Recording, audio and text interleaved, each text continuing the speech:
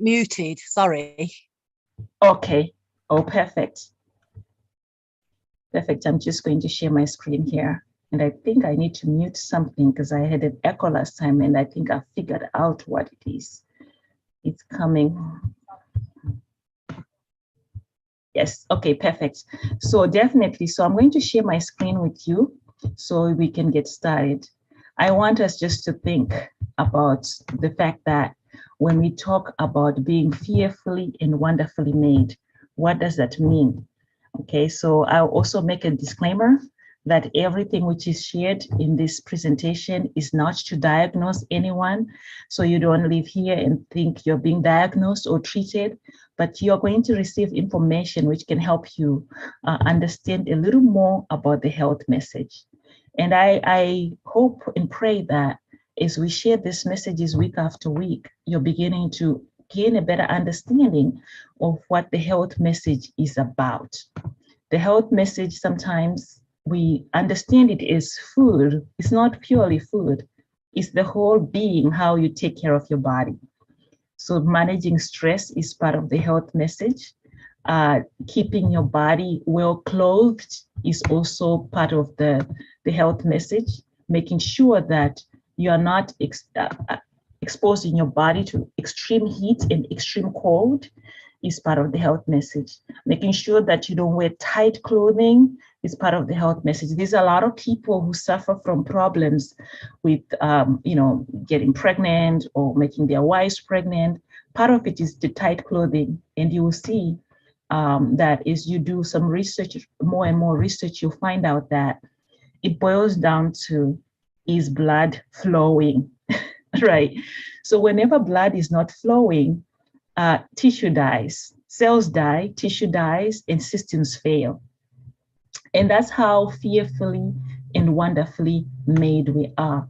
We are fearfully and wonderfully made in that when God created this body, he did it with so much intelligence that at every single level, there's a need.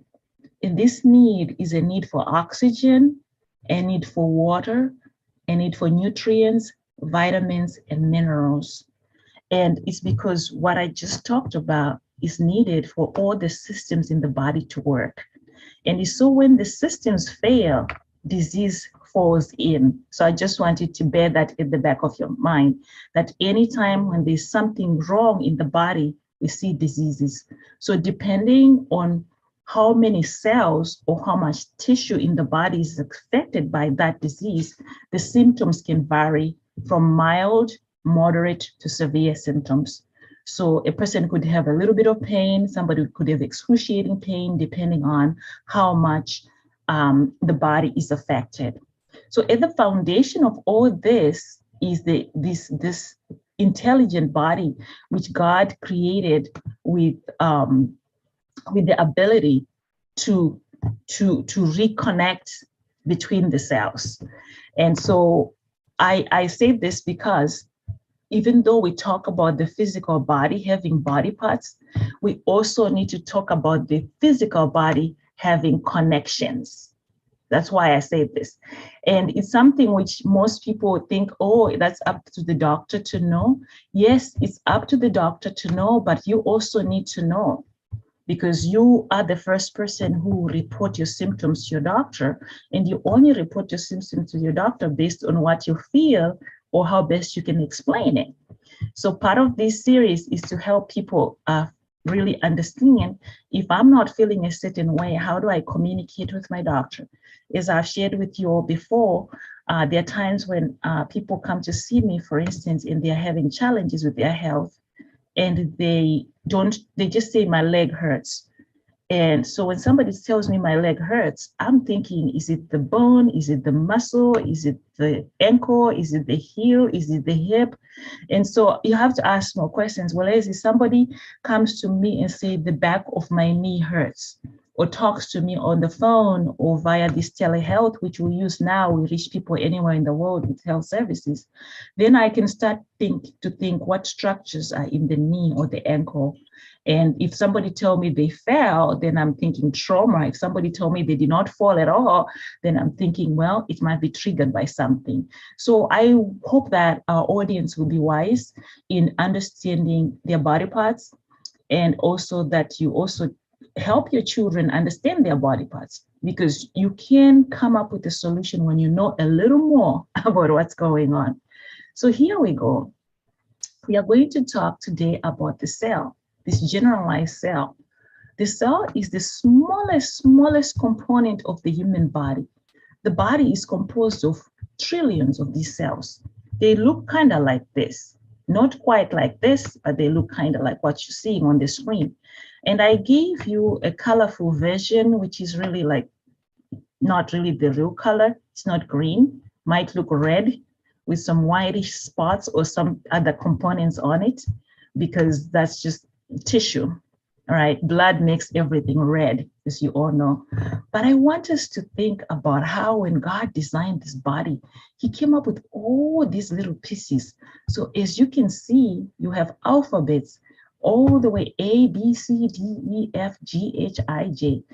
We are going to talk about these different components so that you can connect the relationship between the lab work, which your doctor does, and the symptoms you're having, and how the treatments also eventually come out to addressing what is wrong. And I also want to explain this also in detail, because people have always heard this term that we are what you eat.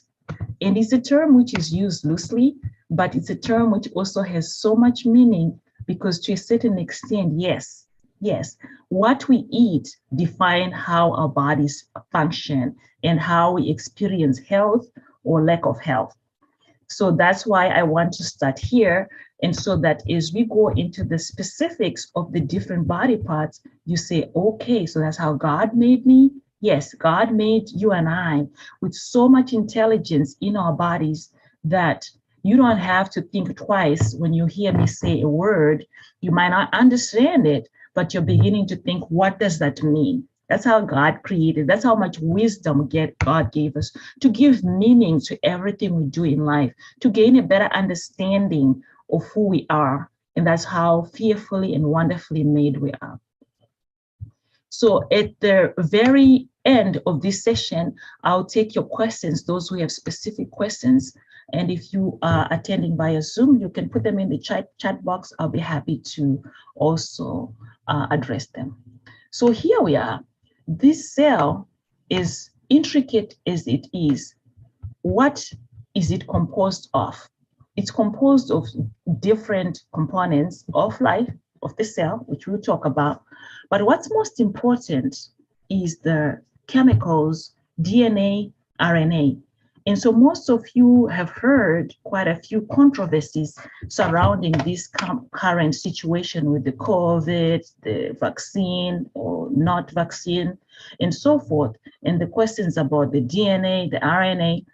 We will talk a little bit about that, but that's important because every single cell has markers, biomarkers, or identity. Every single cell in the body has an identity. And that's why I want to make it simple. So if you're looking at the cell of the lung, it's identified as the lung tissue. If you're looking at the cells of a muscle, it's identified as muscle tissue. Yes, because that we have words like that. And so at the end of the day, these little cells, they grow. They grow old. They also multiply and reproduce other cells which look like them. It's when the cell reproduces a cell which doesn't look like it that sometimes we see cancer sits in the body. So cancer is a problem when the body is failing to destroy abnormal cells because the body has intelligence. So I'm making it simple, but it's really an immunopathological situation, which means the immune system is not recognizing what's not well. So that's why at this point, I just wanted to point out that the most important chemical composition is the DNA. However, you must be wondering what else is in the cell. Of course, we have the DNA and the RNA, which sits in the biology class for most students, or those of you who did a little bit of science might remember that. You talked about the double helix and all those other structures of it. Why am I really studying here? Because inside the cell also is protein. Inside the very cell also is minerals and elements which make this cell survive. And so 80% of this cell is water, which is key, which is very important to know. And why do I bring this up? Because water is needed by every single cell to survive. So part of the health message which we have as Adventists is that we need to really use water for cleaning, for nourishment, clean water, pure water. So pure water can heal some of the problems we see. So sometimes someone who's probably listening to this message today is saying, okay, so does that mean that maybe drinking anything else outside water is probably not the best option? Yes, it's not. Does that mean drinking anything else which is not really water or drink, which is going to introduce other chemicals in the body, might be detrimental to the health? Yes, the answer is yes. And that's why we begin here, because when we begin here now, you realize, oh, okay, so if water is needed and water is not present, is the body then going to be deprived of the normal processes to keep life going and to maintain health? And the answer is yes. So this cell, which we are talking about here, is the building block of every single body part, this little cell. In this cell, some of you who like to take notes, I'm going to be as slow as I can, but also remember you can access this video anytime. This cell is the living block of all living matter. And I say living matter because, remember, human beings are not the only existing matter. So you're also thinking, okay, so does that mean when they say the coronavirus, it also has a cell? The answer is yes. So every single thing which is living today has cells. But we will focus more on the human cell since we want to understand the health message for humans. But if you're a veterinarian or someone who works with animals, you treat animals because they also have cells. Insects have cells, snakes have cells, everything living has cells. So as long as that particular component of matter is living, there's movement within inside that intricate cell. That's how God made human beings, and everything else which creeps along, on the earth. And also what I wanted also to say is that when there's no life, there is no movement. Vice versa, the lack of movement can lead to death. And so you're thinking, okay, so where are we going with this? You will realize then that the natural remedies, which we refer to later on as we go into the health message, is pointing to keep things moving and keep things alive. And that is key. So this cell, what everybody needs to understand also is that the healthier the cell is, the better the health. The more cells which are sick, the disease processes sit in and disease symptoms multiply, in other words. So the activities which promote life in this cell includes, you might want to write this down, it includes the breakdown of the nourishment which comes from food, which means when you eat a meal, the minerals, the protein, the vitamins, the electrolytes, everything which coming from your meal is processed at this cellular level. And also that process results in byproducts, which are called waste, which are excreted also from that. And so most of these things have to come out of our bodies. and they come out of our bodies through urine, they come out of our body through feces, they come out of our bodies through our breathing.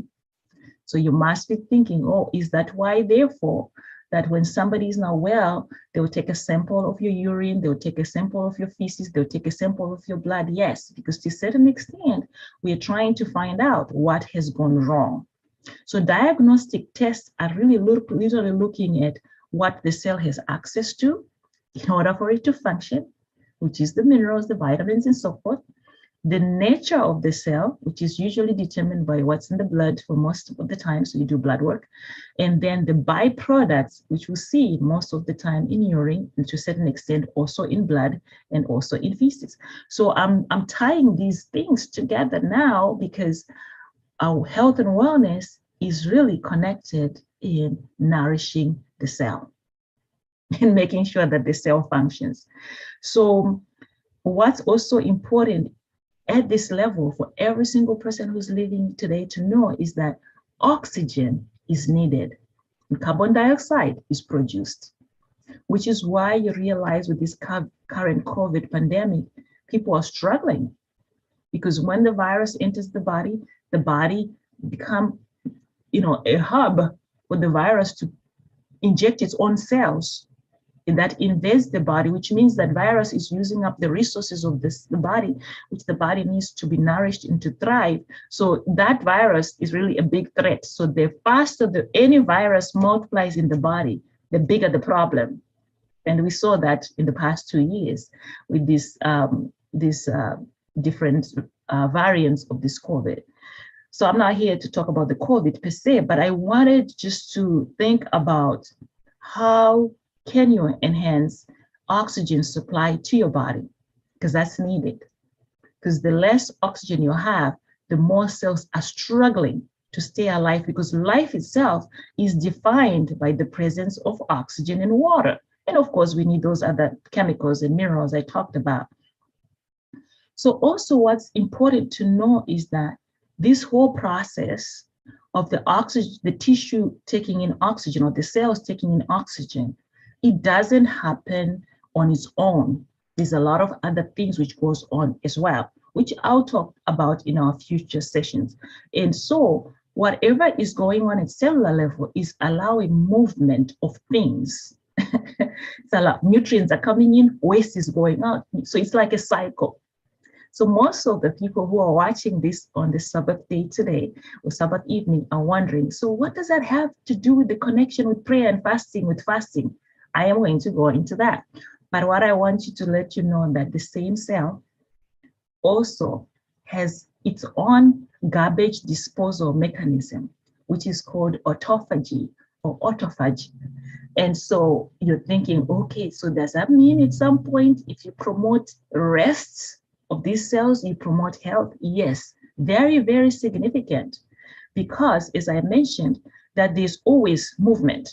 Things are coming in, things are going out, things are coming in, things are going. It's like there's work going on constantly. And that work requires energy. So when this cell is not well nourished, well taken care of, it doesn't have the energy to even function, because these are like little pumps constantly going.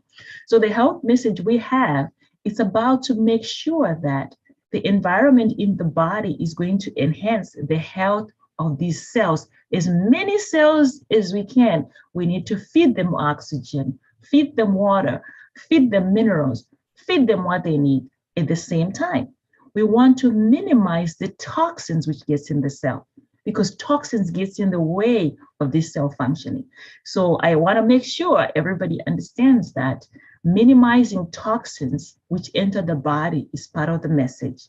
Enhancing health in providing the right nutrients, water and oxygen and rest to the cells is also important. So I know I've said a lot. Before we move on to the next section of what I want to share, I will take your questions. Therefore, with what I just shared with you, you're thinking, oh my goodness. So if I move, my cells move. Yes. When you move, your cells move. When you jump, your cells jump. Yes. So movement enhances health, in other words. That's why sometimes when people are sick, they can't move, they can't walk. But when they get better, they start moving, they get a little better. So my primary training, I have a doctoral degree in physical therapy. And I found out over the years that people just come to see me when they can't bend their knee. And so after I do some manual therapy and some stretching, that knee can bend. And all I've just done is move things around. So whenever you have swelling, pain, loss of function, or inflammation of some form, movement is impaired. And I think I shared this with in one of the videos in the past, that our bodies are threatened, left, right, or center. They're traumatized. So trauma to the body can be chemical, any chemical, can be physical, direct trauma. It can also be electrical, it can be mechanical trauma. So whenever there is trauma, the body responds through inflammation. And some of you told me what inflammation was. It responds through inflammation. It becomes inflamed. And there's 5 cardinal signs of inflammation, which is swelling, pain, redness, loss of function, and heat. And that's why when you have like a minor trauma, you ice, you feel better. That's why we use rice for emergency services, or somebody first aid. We use rice, which is rest, ice, compression, and elevation. So I just want to say this because most people would say, okay, so why is she talking so much about the cell? Because whenever there's trauma, the cell is no longer functioning the way it functions. So the more cells being dysfunctional, the more tissue affected. And the more tissue affected, the more organ at organ level is affected, because that's what forms the organ. And then the more organ suffering, the system starts to shut down. So death happens when systems shut down. So you must be thinking, that's why sometimes people just die suddenly. Yes, because their systems fail. It's a machine which fails to function, just like your car. So anytime there's a blockage of oxygen going to tissue and cells, death is coming. Anytime any of the chemical processes are affected and slowed down or interfered with, death of the cell is coming. That's why people die from poisoning. That's why people get sick from food poisoning, for instance. That's why people get sick when they inhale or breathe in a chemical, which they're not supposed to breathe in, because of the toxins I'm talking about. So also, this trauma to the cell is what leads to infections. Yeah. So a virus, the coronavirus enters your body, it's called an infection. That's trauma to your cell. It's going to swell up. Definitely. You lose function. You get heat, swelling, pain, those cardinal signs I talked about. So it's important, therefore, whenever someone is experiencing a discomfort, to know, is it hot? Is it painful? Can I function? Is it swollen? That needs to know, because that's what defines what the next step look like, the immediate next step look like. So we talked about infections, tumors, cancer caused by trauma. That trauma can be toxins, that trauma can be chemicals, that trauma can be any other thing which is causing the body cells to now reproduce abnormally. Then degradation, yeah, like getting wrinkles early, getting losing muscles. I'm just giving you some examples, getting stiff joints. Degradation, falling apart, happens because of trauma. Then also, you also have other defects, which are called congenital defects. Defects which happen before the baby is born, they're called congenital. And that's important. I want to speak to those mothers to be. How you care for your body determines your healthy baby. That's why mothers should not drink or smoke when they're pregnant. We have some mothers who do that. They don't realize that you can harm the baby before the baby is even born. So those are called congenital defects. So this also, therefore, now defines disease and disease processes. So I'm going to stop here and take your questions at this point.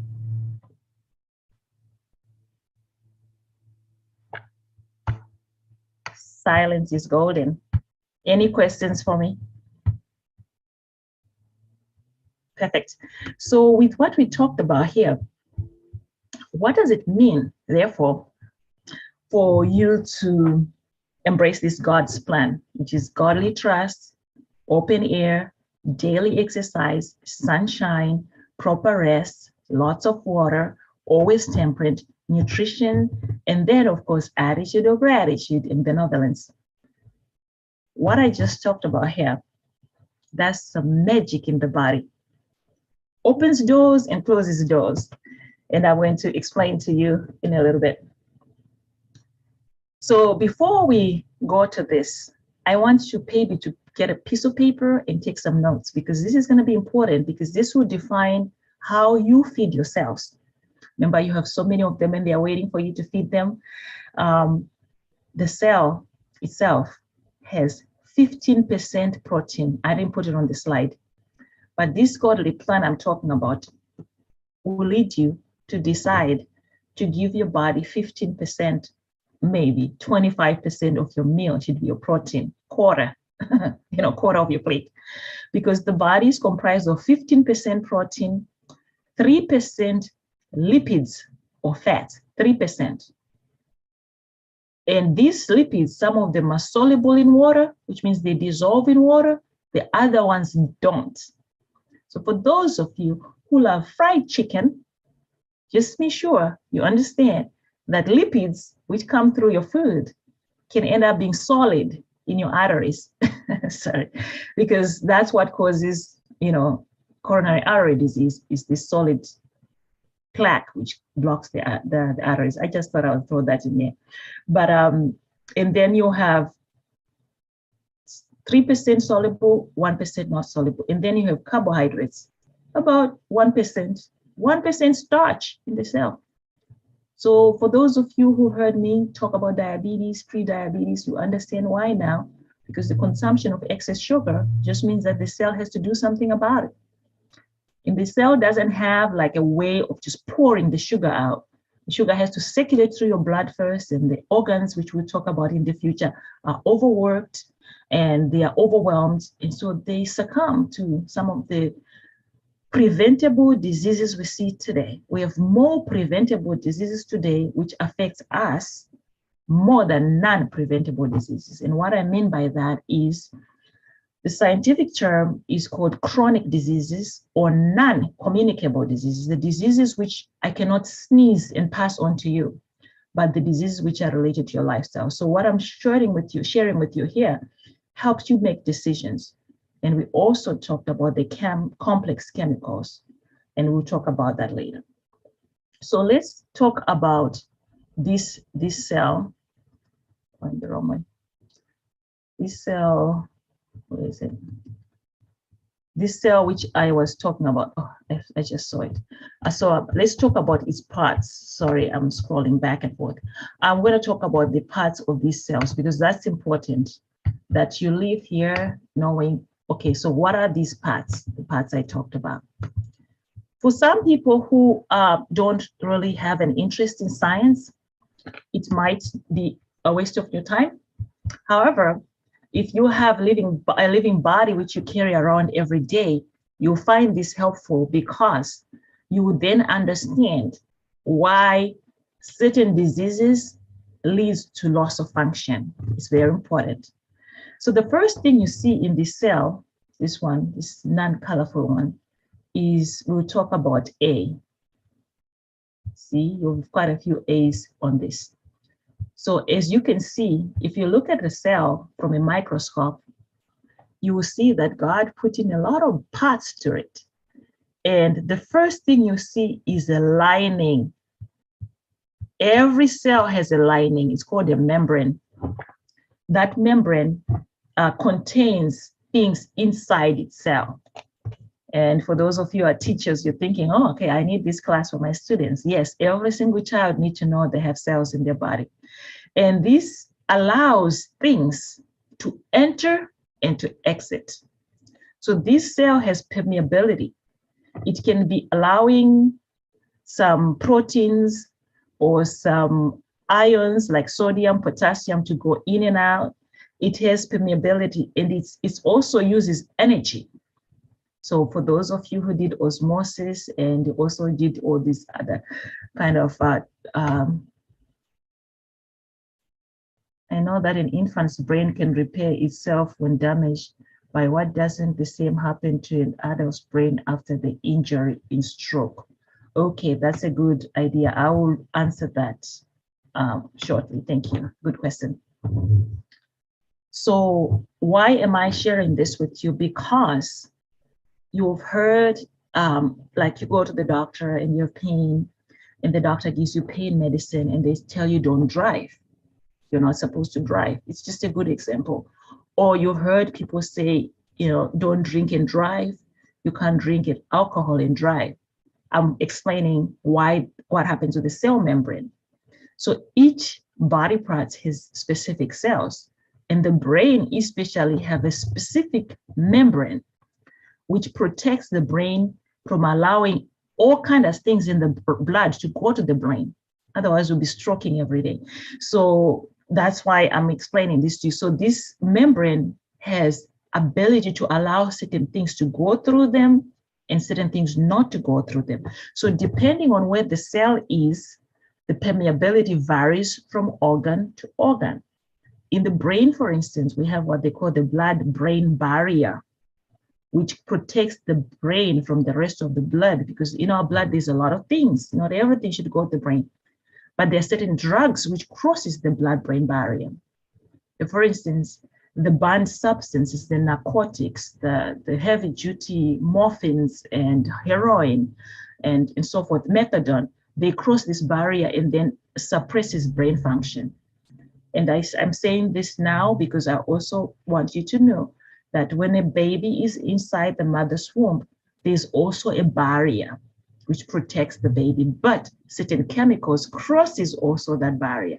That's why you see a lot of women who are on substance abuse, when they are pregnant, they end up giving birth to a child with problems. That's why if you look at your medicine, tells you if you're pregnant, do not take this, or if you're nursing, do not take this, because this membrane allows certain things in and certain things not, depending on what chemical. It's also very, very important because when you start looking at it, you realize that side effects of drugs are literally based on the same concept I just told you. So things cross over passively or actively. Passive means it doesn't need any energy. Actively means it takes a lot of energy to push this in and out. So that's something which is constantly, it's around the clock. Like you're listening to me now, there's transportation going in. These guys are busy moving things around. And so it's important. It's also important to know that this membrane, the one I talked about, it's mainly composed of fat, which is lipids, and protein, and a very, very small amount of starch, which is carbohydrates. And this translates to directly the body's needs. So we find out that when we do health education, most people who don't understand what I'm talking about here just eat everything under the sun. And then they realize that when they eat certain food, they feel a certain way because it's happening at the intricate cellular level. That's how God made us. He made us with this detail that he had to define what goes on in this cell. This is what the human body needs. And so as we talk about nutrition, I just want you to think at this level, because this is your responsibility, my responsibility, to make sure that the cell is nourished. So that's that. So while we are still in the membrane, if the membrane is broken, right? Let's say somebody takes a knife and stabs someone. Obviously, there's going to be bleeding taking place because now you broke the protection. So the more cells with broken membranes, the more leakages happen. So you're thinking, oh, that's why we have so many diseases. Yes, because we don't know where these leaks are.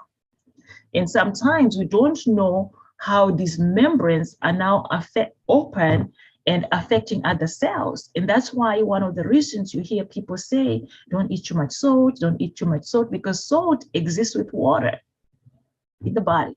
So wherever salt is, salt will pull water in. So most of you watching this video or listening to me, you're thinking, oh, is that why when I eat at a restaurant, my fingers are swollen the next day, or my feet? Yes, because this is just part of how the body maintains balance.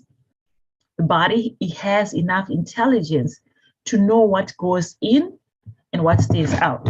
So when we consume certain chemicals, some of them by choice, some of them we don't have a choice, we realize that it affects the cell, because yes, it does. So it is also based on understanding this cell physiology and anatomy. I'm sharing with you that chemicals, drugs are developed. So we know certain drugs which allow transportation of certain things across the cell. And as we talk about different systems, I'll tell you how these different systems work. And then you make a decision how you want to take care of your health. There's a message in the chat box. Thank you, ma'am. What about the cause of microalbuminemia, pediatrics, sickle cell nephropathy, any kind of MA? Why is many children suffering from sickle cell? They experience difficulty in crisis. Oh, yes, definitely. I'll answer those questions, sickle cell. And you're bringing them up now because, yeah, we know certain diseases are cell diseases because they affect, cells. And when it's something which is affecting blood cells, it has a bigger impact on the body because it's not just isolated to one body part, because blood flows everywhere. And if that disease process is affecting the ability of blood to carry oxygen, definitely we're going to have a lot of cell death. And if that disease is affecting the body's ability, the blood's ability to carry the defense cells, then definitely we're going to have chronic infections going on. So I'll definitely touch on that before we end today, because that's a very good question. Thank you. So we've talked about A. Just type your questions. I definitely attend to them. And then we're going to talk about B. B is right here. You can't really see it, but it's on the top. You see these like fingers pointing out, like the finger projections. That's exactly what they're called. They're called microvilli. They are finger-like projections, which are extensions of the cell covering. And this is like free space. Like sometimes if this is happening in certain cells of the body, it increases surface area. That could be one purpose of it. But it also is enhancing absorption and secretion. So we will find sometimes, like in the GI system, in the gastrointestinal system or the digestive system in lay terms, these structures are very present, the finger-like projections, especially in the colon. So for those of you who, if these are present in the colon, you can end up with a lot of colon diseases like, colon cancer and so forth. So they watch out. If this is present in the colon, this can be precursors of colon cancer, for instance. But in certain parts of the digestive system where there's a lot of absorption, there's a lot of these as well. You don't have these on your skin because skin is smooth, but inside there's quite a lot of cells with this. But each cell generally has these components. They might vary from one cell to the other. So secretion and absorption, and I'll touch a little bit about that when we talk about the endocrine system, which is a system which secretes chemicals inside the body. But every single cell responds to these chemicals. So the cells are either absorbing or secreting, absorbing or secreting, and those which don't absorb or secrete, they're still affected by these chemicals. So most of you who are watching this video or listening to me talk, you understand something like, oh yeah, if you maybe go walking, your body will secrete the happy pills, the endorphins. That's one type of chemical. So if the endorphins are secreted, they're happy pills, they make people feel happy. There are also some people who literally take substances just because they want to feel high because of the same effect drugs has on us. So that's why I'm just bringing this up so you can connect now how all of this relates to the health message, because food does the same thing. Food will let the body secrete certain chemicals or absorb certain chemicals and so forth. So because these chemicals naturally exist in our body, they can be enhanced or suppressed. And so that's why making a choice now in what we put in our body is key. So moving on to that, we talked about the cell membrane, which is the outer part. And we also talked about the B, which is the projection. And now we are talking about the C, which is right here. The C is the nuclear membrane. So every single cell has a nucleus. It's like a central hub where the coding of the messages kind of originates from. I'm just using lay term. It is, this nucleus is covered by its own membrane. So you're thinking, okay, so some of the conditions we see, like, have to do with the mononucleosis and so forth, they are actually diseases which affects the nucleus of cells. Yes, we have diseases like that, which can affect just the nucleus.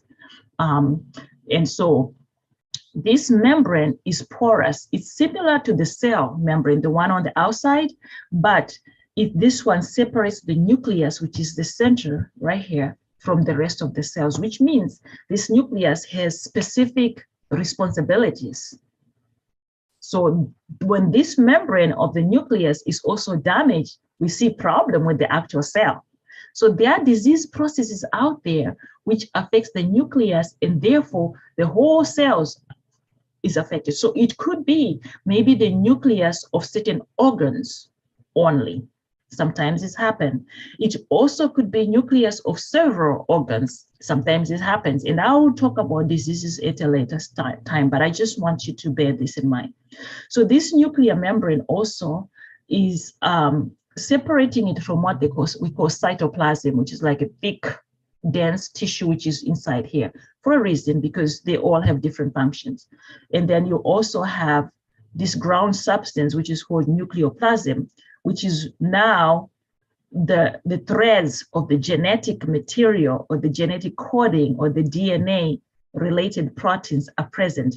And so when a cell divides, it divides with whatever is inside it. However, when the cell is dividing abnormal and it's missing some components, it's no longer functioning as the cell it was intended to. They're predicting that maybe by year 2030, I'm not sure, one of the years, that at least 50 to 60% of our population will have cancer. I've read it somewhere. I don't want to quote the wrong resource, but I'm thinking it has to do a lot with how our bodies are constantly affected by what goes inside our body through the environment, through water, through chemicals, through how the food we eat, and also the stressful lives we live. Okay, so the nucleus, I won't talk too much about the nucleus, but this is like made mainly of the RNA and the DNA and protein, right? It's found in the center of the cells, and it's also is responsible for giving instructions. So the instructions on how this cell behaves is coming from the nucleus. And then inside the cell also you have cytoplasm, which is ground substance, which is I talked about, which is responsible also for the health and the well-being of these cells. Then you also have what they call ribosomes, which are really amino acid sequencing, which is responsible for the messages, because you have the messenger RNA, the message. So when the cell is producing, little messages are sent across, and different body parts of the cell does what it's supposed to do. And then you also have in this cell mitochondria. And I say this because not many people know they have mitochondria in every cell. Very important, because the mitochondria is responsible for energy.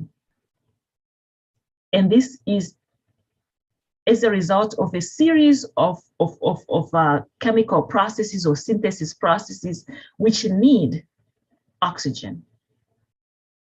For them to happen, oxygen and water is needed. So I could go on and talk about what else is in the cell, but I'm not going to spend too much of your time here. It's not a biology class. But inside the cell also, you have other things which help with transport, which move things around. Because remember, we've talked about movement. So they are little pinocytic cells and vesicles, and you also have lysosome, which is responsible for enzymes. And I want to throw this in there now because the enzymes are responsible for processes to take place. And most people who are sick today, they don't have the right enzymes in their bodies because they eat dead food. But sorry to be blunt like that. So these enzymes are responsible for breaking down foreign substances. So food is foreign. When you eat food, you need enzymes to break it down. So we talk a little bit about digestion at some point, but I just want you to know as you eat, you are feeding your body with the right tools it needs to function efficiently because it boils down to the cell. If the enzymes are not present in what you eat, then the enzymes are probably not present in your body because the body has to be well nourished to maintain these enzymes to work. And I'll share some of the names of the enzymes with you when we talk about the digestive system. But I wanted to make sure you understand that each and every cell has this. And also in this cell, you also have different things which work to allow the cell to have identity. In other words, there's genetic material in it. That's why these days they will use gene therapy to treat certain diseases. They'll also use identify people who've stolen or done some chemicals through genetics, because each person has a certain biomarkers which define them. So it happens at cellular level, as you can see. I also want to say this: inside this cell, there's also some filaments, like microfilaments or microfibers, if you want to, which allow the whole cell to have structure. Just like our body has structure. When we stand up, we're upright. When we sit, we can have a posture. The cell has that too. And this is significant because without these microfilaments, the cell has no form. Remember, God created us with shape and form. So it's important, therefore, for people to know that if this cell is inside muscles and it doesn't have enough microfilaments and microfibers, a muscle ain't functioning. So we have disease processes like the dystrophies, the muscular dystrophies, which affect children in some form, adults as well, which are very common, which affects muscles. However, these filaments, there's constant movement. Things are shortening and extending, shortening and extending. And in order for this whole process to take place efficiently, the body needs to be nourished. So you're thinking, oh my goodness, is that why sometimes when I don't eat right, I can't move right, or I can't get to sleep right? Yes, because it does affect how your cells feel and how your cells function. And so as I conclude on the different components of this cell, I just want to say this. This cell also have glycogen and fat. Glycogen comes from glucose being converted into glycogen in the liver. It's also fat is stored in the liver and in the muscles. So most of the people who are listening to this video are wondering, so why are you talking about all this? I'm talking about all this because when people have excess glycogen, they end up with fatty liver. And when people have excess fat, they end up with fat in the muscle, fat in the abdomen. It affects function at cellular level. And then we see it also at system level. So for most of you who really watch the updates on health so much, you've realized that they talk about metabolic syndrome. Yes, metabolic syndrome is what most of people in the world are suffering from today. And metabolic syndrome, you can tell sometimes a person has it. You just look at them and you see that their waistline is bigger than half their height. Anybody who has a waistline which is bigger half than height really have some form of metabolic syndrome, unless if they have pathology which is affecting their whole system, or maybe they're pregnant. But anytime you see people who kind of look pregnant, there is a metabolic syndrome there. And so on the lab part of things, how we tell if somebody has metabolic syndrome, they have abnormal cholesterol, abnormal high blood pressure, abnormal blood glucose. So again, you're thinking, okay, is that why then you say the cell has a certain percentage of carbohydrates, a certain percentage of fat? Yes, the body has so much intelligence. If you give it extra fat, it's going to store it. It will find somewhere to store it. That extra fat is stored in the liver. You get fatty liver, which is almost like a cirrhosis coming from food and not alcohol. If that fat is stored in the muscle, the body has extra weight because the body has to hide it somewhere. If that fat is stored in your arteries, then you'll have heart disease or high blood pressure because the arteries size is reduced, and people get a heart attack because of that. So I don't need to scare anyone, but I want you to just know the significance of all this is so that we can gain understanding. And when we gain understanding of the cell, we can gain understanding on what's going on in the body. I'll pause for your questions at this point before I move on to how exactly this cell functions.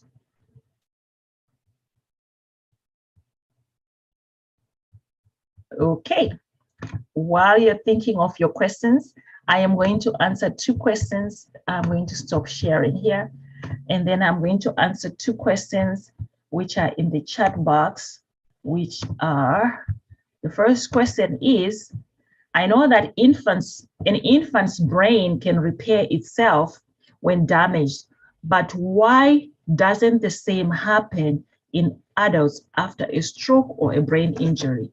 Very, very important question. So it's not necessarily 100% true that an infant's brain can repair itself 100%, because we know that infants are born upon delivery. We can have cerebral palsy, which is very common in children. So as I answer this question carefully, I want to make sure that nobody wonders why their child has cerebral palsy and the brain didn't heal itself. So I am going to answer it carefully here. So when the embryo is formed in utero, which means the ovary and the sperm have united, there is what we call the neural tube, which is layers: endoderm, mesoderm, ectoderm. It is these layers which then later on expand to form the rest of the body parts. And they are usually called embryonic cells at that point. So you must be thinking, so out of this tube comes the whole baby. Yes, it does. So these cells, when they are little like that, they have potential to grow. They have potential to develop, which is why when a baby is born, it's little, and as the baby grows, it gets bigger because the cells are constantly growing and expanding. So with the brain of a child, if damage happens and there is oxygen supply to allow healing, the function which is lost can be gained to a certain extent depending on the extent of the damaged cells, in other words. But when brain tissue has lack of oxygen, it dies. So if that happens in a child whose brain is still developing, chances are that a small percentage of the cells have been damaged, and other cells which are not damaged are still growing. So it's almost like that, but it's not that the cells themselves are recovering, because when tissue suffers permanent lack of oxygen, it dies permanently. You lose that cell, but if there's still growth, there is. So whereas in an adult who has a fully developed brain, if there's damage to brain tissue, chances of getting permanent brain damage is higher. However, also we know that when the cells are dead, they are absorbed. So there's still therapies which are done, like cognitive behavioral therapy. There are also some neuro facilitation techniques and some more developed techniques which are using electricity, which allow some form of recovery.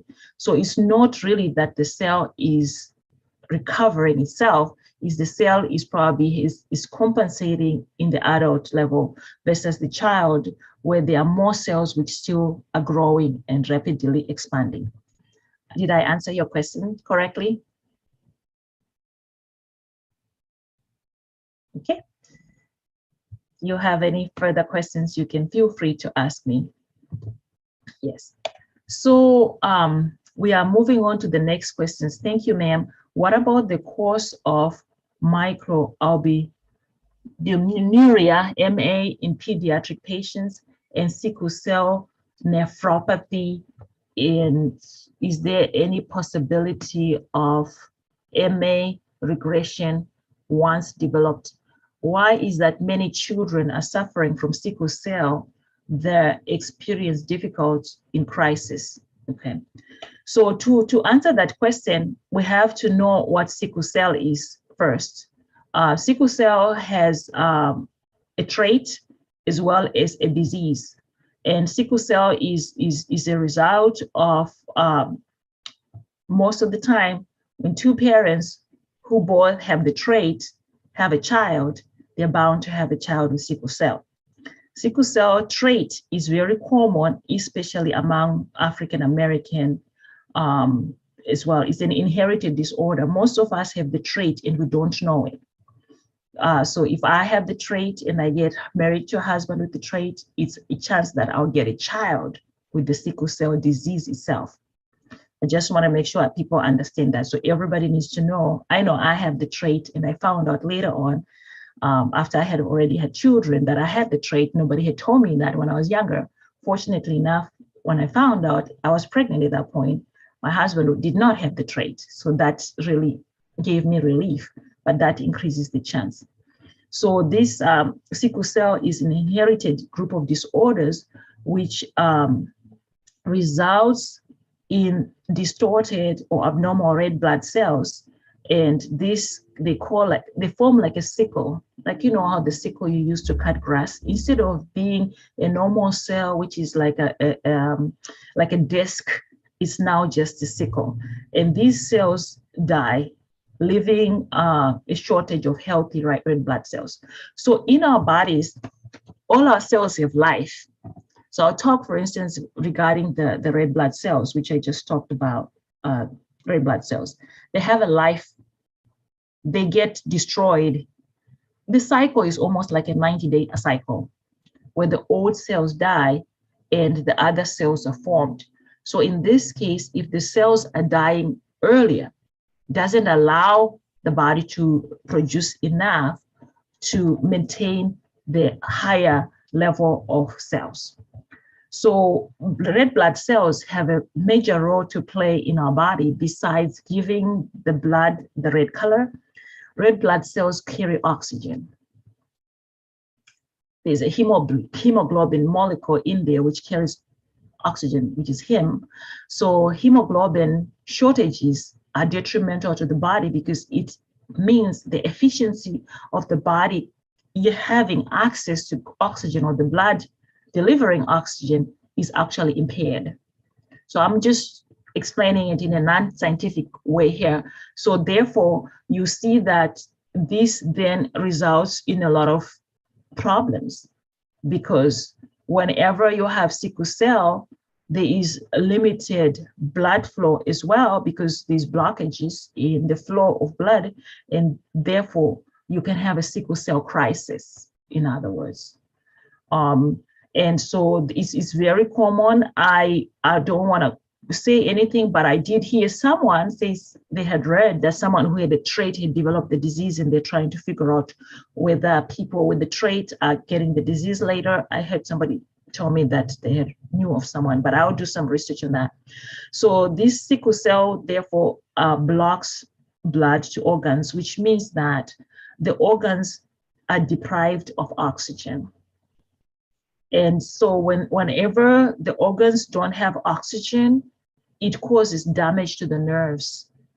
because the nerves is what help us feel, that's help us breathe, talk, speak, see, hear, experience, the response to our environment internally and externally as well. So the nerves is like a web which covers everything from head to toe. And I'll talk about the nervous system at a later date. So anytime there is anything which affects the nerve, we have a problem. So when you talk about nephropathy, if that happens in the kidneys, we have a kidney issue, which is nephropathy. If it happens with the nerves, we have a problem with the nerves, it's neuropathy. And it happens in the liver, it happens in the spleen, it can be fatal. So people do experience this crisis, which is depending on the extent to which this sickle cell is affecting the organs, the tissue, and the systems, so forth. So we can talk about the diseases at some point, the different diseases and what it means. But we have a lot of them. We have a lot of diseases we can't control, we can't influence, but we also have diseases we can prevent. Unfortunately, sickle cell is a terrible disease. There are many other diseases which affect children as well, and which makes it very hard for the child to thrive, to survive. But knowing your risk and knowing your blood type and knowing if you have the sickle cell trait is very important for most people today. It's good to know those. All right, so we are moving on. We still have some time. I'll take your questions, your comments at this point, and then we can move on to talk about the cell. Okay. Oh, most welcome. Yes, so you heard people say this, that the body has more than 50 trillion cells. Yes, it's true. It's a lot of cells. I've sometimes heard 42, sometimes I've heard 40, sometimes I've 75, but I want you to bear this in mind, that the human cells are not the only cells in the human body. There are other cells too, called microbiome. We'll have a session on this at some point. But at this point, let's just talk about human cells without the invaders in the camp. There's a lot of invaders which live in the human body as well. Good and evil at the same time. There's some good guys and some bad guys. And we need to maintain the balance and have the good ones thrive and the bad ones die. But so our bodies, as long as we are alive, we have other cells from other organisms as well.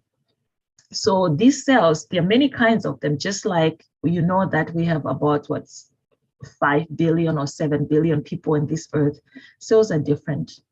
They are all different, just like we are different. Most of these cells specialize in structure and function. Each one has its own job. My brain cells cannot breathe for me. My kidney cells cannot think for me. That's how specialized we are. And if you read the Bible, it talks about there are many parts to this body, and each body does its own work. And so the human machinery, as Ellen G. White puts it, is so intricately made that everything has to work and function efficiently. And so there are ways to boost this function. There are also ways to minimize threats to this function. And so most of these cells, is they are specialized, they work almost like we work. So each cell communicates with each cell, just like you and I are communicating. You might not answer me, but you're hearing me. So the cells influence each other in many ways. And that's why, for instance, you're hearing my voice right now. You hear the sound hits your ear.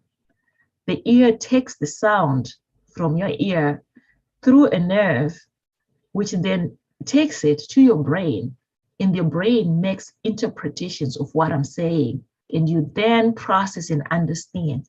So the ear doesn't function alone, it needs the brain. And the brain doesn't function alone, it needs the ear. So I just gave you this example, a simple example, but think about inside with the things we don't see and the things whose names we don't know. They also function the same. They communicate. That's why in last week's session, I talked about the types of energy, the mechanical, the electrical, the chemical, the light, electromagnetic energy. So it's important because in order for the body to function efficiently, to maintain good health, it uses a combination of these energies at any given time. So most of you are thinking, okay, that's why we have to rest. Yes, that's why we have the Sabbath day of rest, to commune with the Lord so we can be at peace. Yes. So I want to encourage you that on a Sabbath day, find peace, tranquility. Allow yourselves to experience that too, because they talk to each other. So that's how our Creator created us. So as I mentioned, when life begins, it takes those two cells, the male sperm and the female ovary, egg, to form the union. And after that, the combination of these two cells or two items now forms a different fabric, which now layers a different life. So for some people who are considering conception, they need to probably know a little more about the other person they're involved with, because the combination is what forms the baby. And so this is what God did in the beginning. Created Adam and Eve and said, be fruitful and multiply and inhabit the earth. And as I mentioned before last week, the body uses energy about 20% from food. About 80% is from the environment. Energy is from the environment. The food we eat comes from the environment. The minerals comes from the environment. So it's not always food which defines the health message. Going out and getting clean air on a Sabbath afternoon like this is good for your cells. So why is this an oxygen needed by every single cell in the body? Needs oxygen in order to metabolize. Metabolism is breaking things down to where things can either be utilized by the body to sustain life, or they can be excreted out of the body to eliminate waste.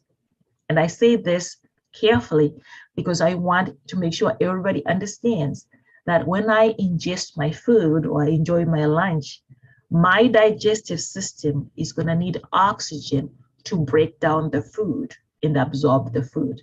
However, my liver is going to need oxygen as well to break down those byproducts of digestion into small components so that my kidneys can excrete that, or my bowels can move and I can eliminate the waste. So that's how God created us. And that's what I meant, that every single cell needs oxygen. So we should never have a shortage of oxygen in the body, because that determines life. So this oxygen is needed for that.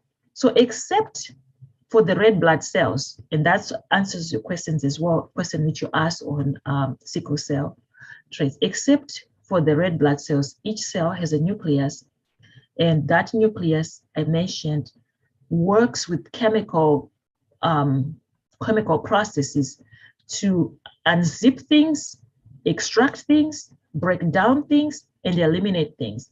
And so basically, the enzymes which I mentioned earlier have this responsibility to do that.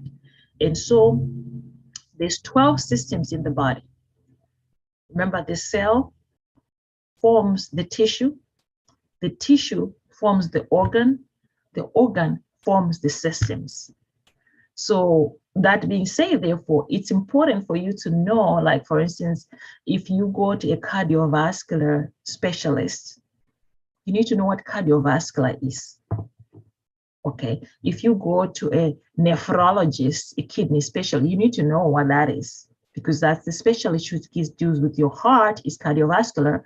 Nephrology is your kidneys, because they are specialized in digging deeper to say what's going on with your kidney system or your heart system, in other words.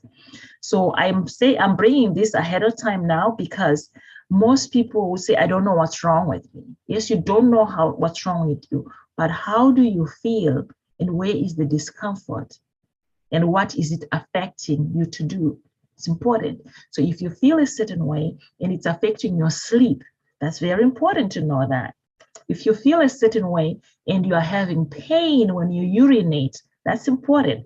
If you're feeling a certain way and when you go to have feces using the toilet or the bathroom or the restroom or the washroom or the latrine, you have blood, you see blood, it's important because some people will ignore these things for years and years and years until they're in a crisis. It's a sign that something is not going on.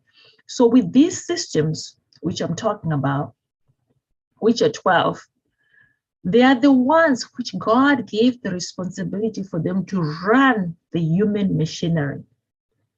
They don't work in isolation as well. And I'll expand on that as we go along. You'll realize that even though we have the cardiovascular system, which is the heart system, and we also have the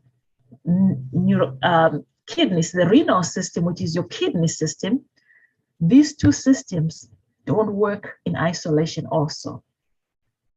The condition of the kidneys will affect the heart because high blood pressure is a kidney problem.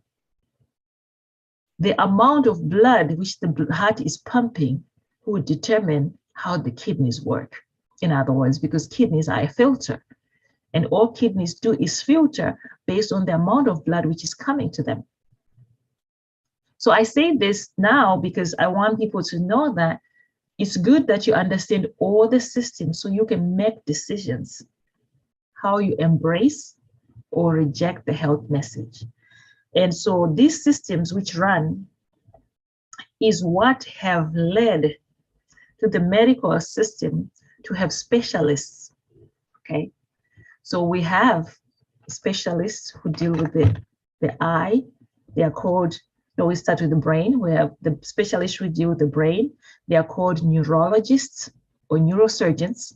You've heard about neurosurgeons like who've done great work separating the Siamese twins. The brain was connected. It takes a lot of intricate skills to do that. So you have the neurologist, that's your brain. You have the ophthalmologist, that's your eye.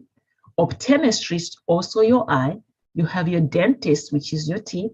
You also have the ear, nose, and throat, which is the ear, nose, and throat. Ear, nose, and throat, ENT. You also have the audiologist who deals with your ear. You then have, if you go down here, you can just say the GI, the gastroenterologist who deals with the digestive system. Then you have the cardiologist who deals with the heart. You have the pulmonologist, which deals with the lungs. You have the endocrinologist, which deals with the internal organs, which is the endocrine glands, which we'll talk about in a few weeks. You have the nephrologist, which deals with the kidneys. You then have the OBGYN, which is obstetrics and gynecology. It's OBGYN because OB, the OBGYN deals with both obstetrics and gynecology, which means they deal with female health as well as those who are conceiving and delivering babies, but most of them are specialized in both territories. They're OBGYNs, but otherwise some are just gynaes, which means they deal with female issues. And some are just obstetrics, which means they deal with delivery of babies and all that, but most of them have those qualities, kind of separate them. And then, so I'm going down the list. And then you also have the proctologists, which deals with rectum issues, and they also have the urologists, which deal with bladder issues and so forth. So most of you are thinking, okay, so I never have access to those. Yes, and that's why I share these videos with you, because I have clients who literally go to 11 doctors every 3 months. I've seen them. And sometimes they have 30 drugs from these different doctors, and they're trying to understand what's going on. So I like to just tell people ahead of time that on top of this layer, you then add a psychiatrist and psychologist. And then you have other trades like physiatrists, which also have come, your phytotherapists in other countries, which have also been created. this human body functions as one. And the specialists are doing their best to help this human body function. But because the human body is so complex and so intelligent, it's taking every single one of these specialists to do their part. What I did not mention is you also have a rheumatologist, which deals with your joints. You also have a hematologist, which deals with blood disorders. Hematologist means blood. And I'm sure I can add more. You have a podiatrist, which deals with the feet disorders. You have an orthopedic surgeons or orthopedic specialists, which deal with bone issues. And then you also have other specialized practitioners who deal with autoimmune disorders. So I know you're saying that's a long list. Yes, it is. But it's good for people to know, because sometimes a person is going through a lot and they don't know who to talk to and they're just going through a cycle. Perhaps you need to say, let me find out if there is a nephrologist around here so I can talk about my issue of bladder control. All right. And then you have also sometimes people are going from place to place, seeing a lot of specialists, and they are now tired and they're not asking the right questions to the right person. It's important. So I recommend people get a little book, notebook, and write what's going on with you. I forgot the dermatologist. Sorry, there's a lot of ologists. I forgot the skin specialist, who's dermatologist. And then every single one of these have surgeons, non-surgeons, and then you have family practice and medical doctors, which is do general practice as well. So here we are. We've talked about this. What is the whole message now when we say, well, what does God want me to do? To start with, to just understand that the human body is fearfully and wonderfully made. It's the beginning of gaining the wisdom to know what to do. I am going to say also, it's not every disease we can prevent, and it's not every disease we can heal from. The body suffers from a lot of diseases, but there's some we can prevent and there's some we can heal from. When something is broken, it needs to be fixed. So surgeons are usually the best people to go to when something is broken, because they sew it back, they hammer it in, they replace it, and so forth. However, when somebody is not feeling well, it's important to get to the root cause of it and say, what is this causing this situation of being unwell? Is it lack of sleep? Is it lack of water? Is it something I inherited from when I was a child? Is it something I acquired because I use certain chemicals? And I want to say this with passion. I have nothing against a lot of things we use every day. But remember, at cellular level, all the cell knows it's a chemical. And a chemical at cellular level can easily become a poison to the body if the body has no use for it. So we need therefore to come to the understanding that when we talk about health reform and we talk about dress reform, why health reform? Why dress reform? Because the environment we live in today is not the same as it was in the Garden of Eden. Well, most people say, let's return back to Eden. That would be nice. But we no longer have this Edenic experience of clean air, of innocence before the sin entered the world. We now have this situation where we have access to so much and we have to make so many decisions every day. Every single day, most of you make at least 30, 40 different decisions. And the body has to decide, the mind has to decide, which is great. My proposition to you now is, it's about time to know the health message. What is it? What is this God's plan? What can I do? So coming from this session today, I know some of you are practical people. You're thinking, so what do I go home and do? What you do varies from what you're going through, obviously. To someone here, you might say, let me see, am I getting enough rest? Am I getting enough sleep? That alone is the beginning of your journey. To someone here would say, I'm going to look at my body from head to toe, what's working well and what's not working well. That is good. It's a good starting point. To someone here, you're going to say, how do I feel energy-wise?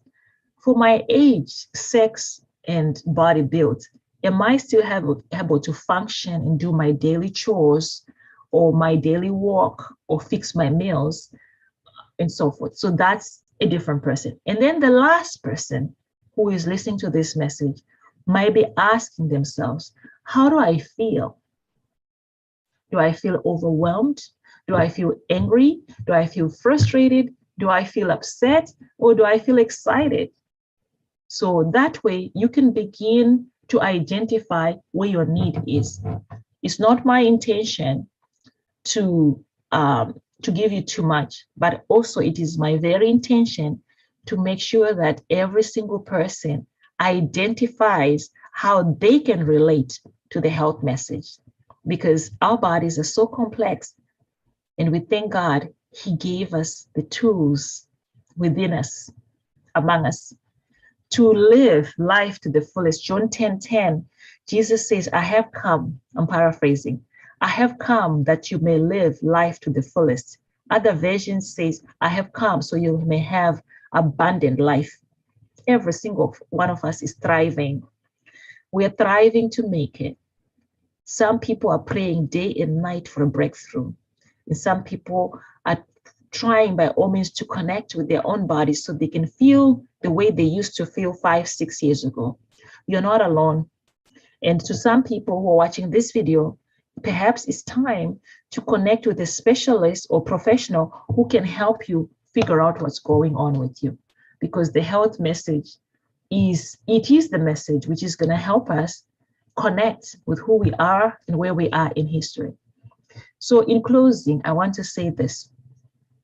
Our bodies are bombarded, both from within and without. We hear of environmental changes so much now, and we hear about contaminants going in the body. We also know that there's a lot of people who proclaim that you need to detox your body, detox your body, detox your body. Fair and fine. But if you don't have the money to detox the body, what can you do? You make wise decisions in terms of how you nourish your body. Eating as close as you can to the ground is key. And I mean that. As much unprocessed food as you can is key. Quite a lot of people find out that they eat every day and they don't even know what they've eaten or they're eating. So I encourage you, if you need help, you can stay connected. I'll be happy to take time and point you to the right resources. So as we continue to have dialogue each week, we'll talk about the different systems. I want you to come prepared for next week, so you're not operating in the vacuum. As we are following this format from the book, The Body Temple, which you can find on Amazon and buy a book and follow up as well and connect. We are going to be talking about the spiritual relevance. So in our next session, we will talk about tissue. I like the fact that we've talked about cells as little tiny little particles, and that these cells connect to form tissue. So you're thinking, okay, so there's something else which is connecting these little cells together. Yes. And there is some spiritual applications based on this book we are following, in that the verse they made reference to is John 4, verses 8-10, which reads, He that loveth not knoweth not God, for God is love. In this was manifested the love of God towards us, because that God sent his only begotten Son into the world, that we might live through him. Herein is love. Not that we loved God, but he loved us and sent his Son to be the propitiation of our sins. So God has a plan for you and for me. As we continue to live, God expects us to be wise. I also want to acknowledge that there's a lot of resources, a whole lot of resources which people can make reference to. and anyone who really needs to get access to a resource, you can email or text me on WhatsApp. There's a lot of natural remedies resources out there, which people can get hold of, because not everyone has a chance to go to the doctor or has access to the doctor. As we live in these last days, we'll find out that there's less and less access because diseases have increased. Most doctors are not taking new patients in some of the parts of the world, and patients are still getting to be patients. There's diseases more now with this COVID than we ever thought of.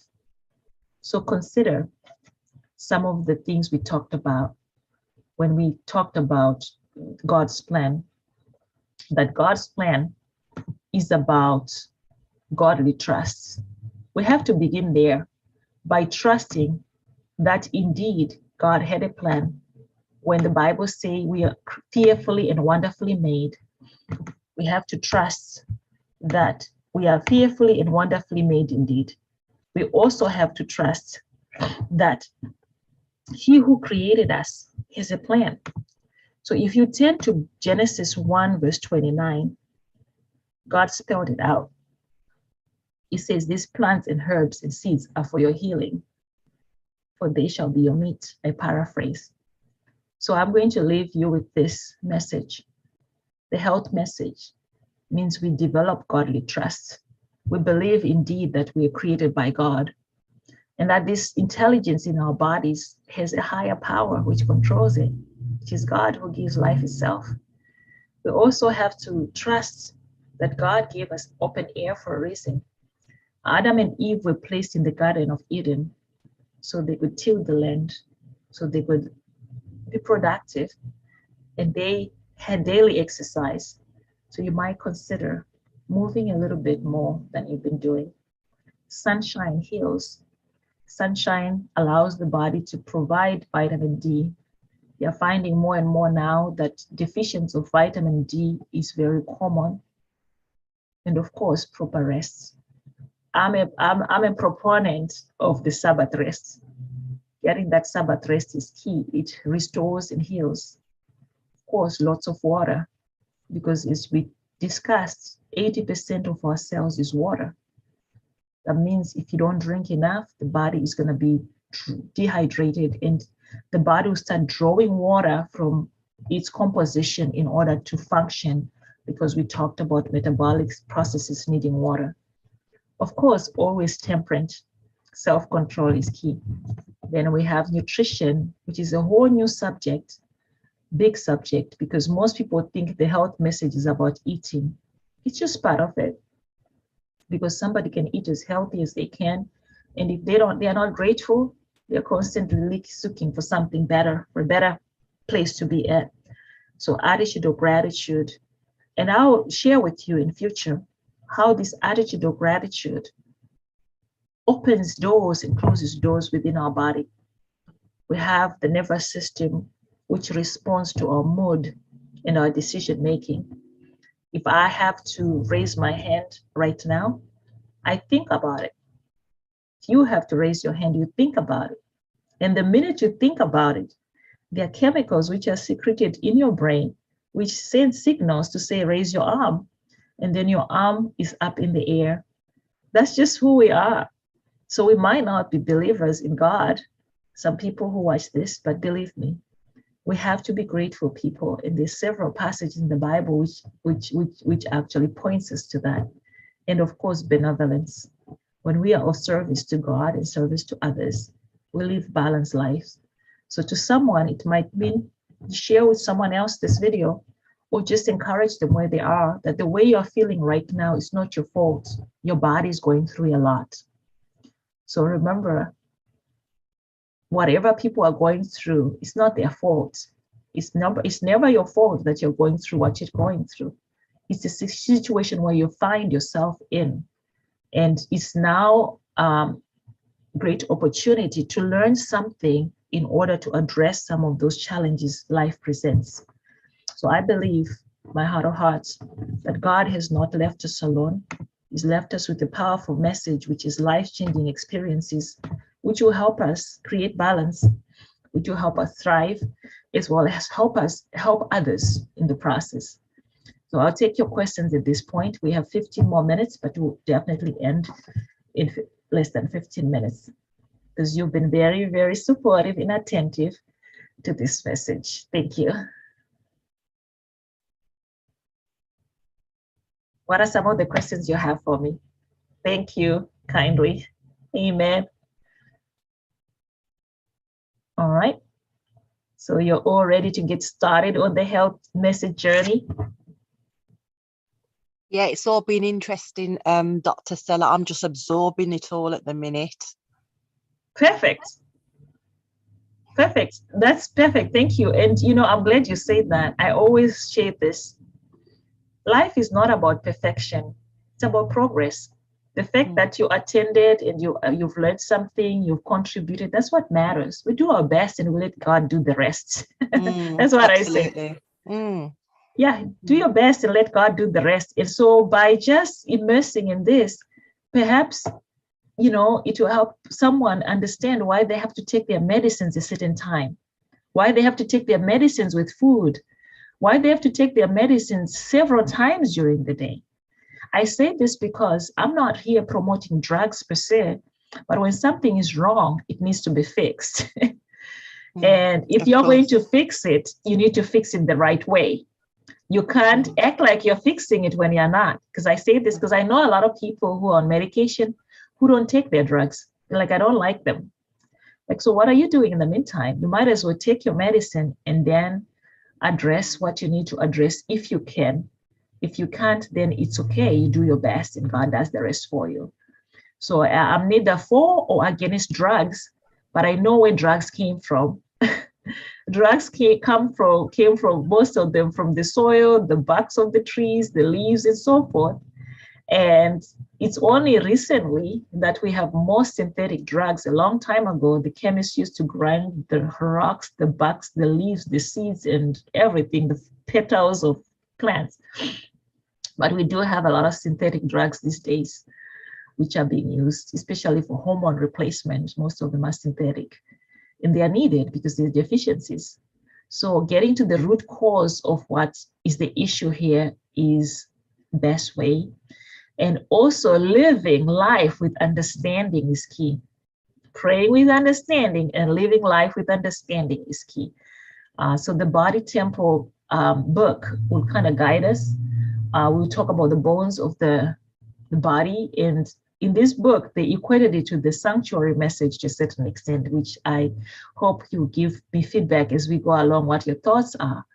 Because I know that as Adventists, you often hear people say that God left us three things: the Bible, the environment, and the sanctuary message. I've heard people say that. And so when I read through this book and I look at the way the body works, I'm like, it does make sense. It does make sense. We know the sanctuary message in and out, that where Jesus is, no sin can enter there. So we therefore know that we have higher order thinking and lower order thinking. And we also know that we have clinical reasoning, which is used a lot to make some clinical decisions. But as individuals, how are we making decisions how to live? And that's, I think, a question which any one of you can answer as we go along, and also begin to identify with some of these health challenges which exist in our lives, in our family members' lives. How can we cope better with the situations we have? What can we do to cope? Because coping skills are needed at the end of the day. And I'm sure you can agree with me that every single day you're trying your best to cope with something.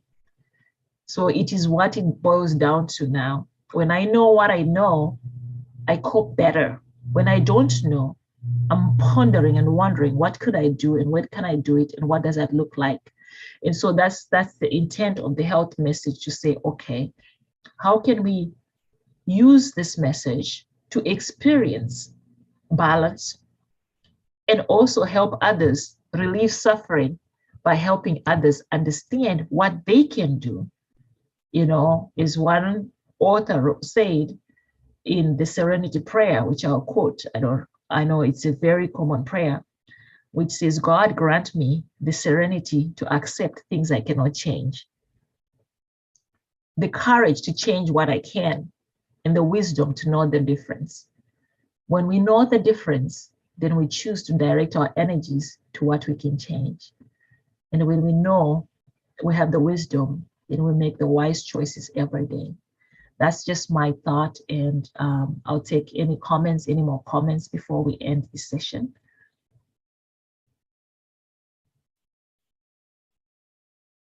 Perfect.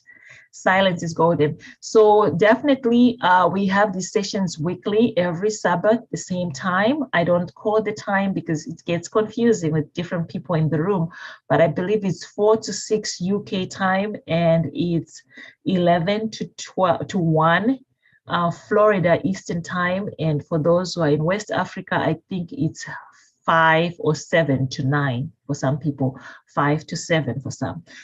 This message is recorded. It's on a YouTube channel, Dynamic Lifestyle Institute channel, where you can access it, and also subscribe so that if you miss a session, you'll be able to get a notification to your email, as well as you'll be able to share with others. Believe me, these are the days where we need to find ways to cope. Because if we fail to cope, things start happening. The mind is connected to the body. When the mind suffers, the body suffers as well. So to get relief and strike the balance, we need to embrace the whole health message and not label people based on what they eat or what they don't eat, because people make decisions on what they eat and what they don't eat when they gain a better understanding on how fearfully, wonderfully made we are. And that's the body temple message for you all. All right. Amen. Amen. Thank you. Thank you. Thank you so much for your support and for watching. We'll see you next week. Next week, we are going to talk about tissue. It will be a very short session on tissue. And then we'll go into some of the body systems and the relevance in terms of spiritual life. Quite often I hear people say this, I'm praying for spiritual growth. And I pray with a lot of people for spiritual growth. And I also want people to start thinking, what does spiritual growth mean? If a person is spiritually mature, what do they do? And I think if we can answer that question, then we'll be able to say, is somebody spiritually mature or immature? And it's something which we all thrive for. I believe that spiritual maturity and spiritual growth is connected to how we take care of our bodies and what service we render to others. That's my thought, because Jesus said this, a new commandment I give you, I live with you, that you love God with all your mind, all your heart, and all your soul, and love your neighbor as yourself. So if you love God with all your mind, all your heart, and all your soul, you're going to respect the body which God gave you. And then if you love your neighbor as yourself, you're going to treat your neighbor the same way you would treat you, which means if you come across something good, you share with your neighbor. So it was never God's intention that we spend our life condemning other people. No, because the Bible says it. Jesus said, if I be lifted up, I'll draw men unto me. So may we all embrace this health message so we can lift up our Creator who made us fearfully and wonderfully, who gave us opportunities to have balance and to be able to share with others his love, which he bestowed upon us. And so that's how I view the connection between the health message and the end time message, is that when we look at country living, we are now looking at people living in country who don't have access to all this we have today. And the question is, how do you cope when you have situations? So the health message is pointing us to a place where some people, and I have to be medical missionaries, they understand the body functions and diseases, and they're able to help others while they're making wise decisions, even themselves. So I want to say, have a wonderful week. And God bless. I'll see you next week at the same place at the same time. Thank you. Thanks, Dr. Stella. God bless you. Thank you. Thank you.